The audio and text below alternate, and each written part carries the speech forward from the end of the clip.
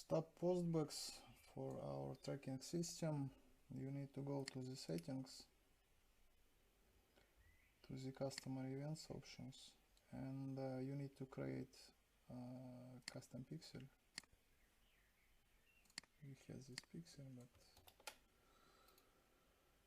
I will show you new.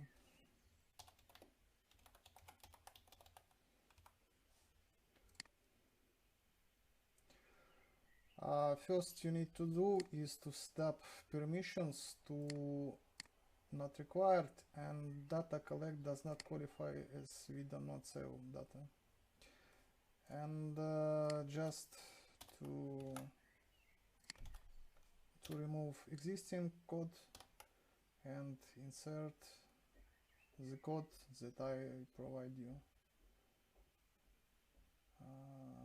Then you need to, where is save button?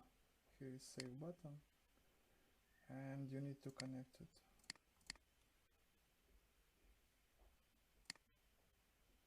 So as you can see, all works, it's connected, and that's all.